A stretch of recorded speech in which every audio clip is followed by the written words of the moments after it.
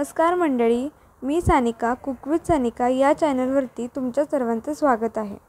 तर आज आपण बनवणार आहोत 1 कप बेसनपासून असा खुसखुशीत असा म्हैसूर पाक, तो पण एकदम बाहेर भेटतो तसा।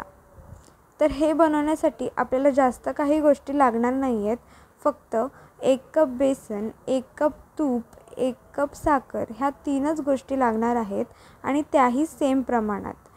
तेव्हा जाऊन आपला कुठे असा जाळीदार म्हैसूर पाक तयार होईल। आणि ही रेसिपी सुरुवात करताना आपण पहिले 1 कप बेसन एका वाडग्यात काढून घ्यायचं आहे। त्यानंतर एकीकडे आपण पॅनमध्ये साखर आणि पाणी हे अर्धा कप पाणी ॲड करायचं आहे। ज्या प्रमाणात साखर घेतले त्याचा अर्धा कप आपण पाणी ॲड केलं। त्यानंतर बेसनामध्ये आपण 1 कप तूप घेणार आहोत, तर त्याच्यातलं थोडं तूप ॲड करून पूर्ण बेसन मिक्स करायचे। जर कमी पडलं त्याच्यात परत ॲड करून पुन्हा त्याच्या गुठळ्या मोडून घ्यायच्यात आणि असं थोडं थोडं करून पूर्णपणे बेसनचा बॅटर एकदम असा पातळ असा करून घ्यायचा आहे। त्यानंतर एकीकडे आपण जो गॅसवर ठेवलेला साखरेचा पाक आहे तो लो फ्लेमवरती पूर्ण साखर वितळेपर्यंत शिजू द्यायचा आहे। आणि हे सेम प्रमाणात सगळ्या गोष्टी घ्यायच्या, त्याशिवाय म्हैसूर पाक जाळीदार होणार नाही, पूर्ण बसून जाईल। तर ह्याच्यासाठी मी 120 ml चा कप भेटतो तो यूज केला आहे। तुम्ही कुठलीही वाटी किंवा वाडगं सेम प्रमाणात वापरू शकता।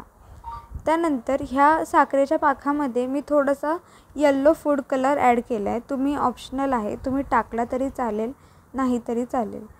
त्यानंतर हा पाक आपण एकदम असा तारीदार तयार करायचा आहे आणि लगेच असा पाक जेव्हा तयार होतो तेव्हा लगेच त्याच्यामध्ये आपण जे बेसन आणि तूपचं बॅटर बनवलं होतं ते ॲड करून घ्यायचं आहे। त्यानंतर ते पूर्णपणे लो फ्लेमवरती मिक्स करायचं आहे आणि जेव्हा साखर आणि बेसन तूप हे तिन्ही मस्तपैकी मिक्स होईल तेव्हा गॅसचा फ्लेम मोठा करायचा आहे आणि जे आपण 1 कप तूप घेतलं होतं त्याच्यातलं जे थोडंसं उरलेलं तूप असेल ते थोडं थोडं करून ॲड करायचं आहे आणि त्याच्यानंतर आपलं बेसन असं फुगायला लागेल आणि तोपर्यंत साईडला एका टीनला तूप किंवा तेल लावून ठेवून द्यायचं आहे आणि जेव्हा बेसन फुगेल तेव्हा पटकन त्याच्यावरती ॲड करायचं आहे आणि झाकण वगैरे न ठेवता त्याला थोड्या वेळ जवळजवळ अर्धा तास सेट होऊ द्यायचं आहे। त्यानंतर त्याचे कापं काढून घ्यायचे आहेत आणि इथे माझा कापं काढतानाचा व्हिडिओ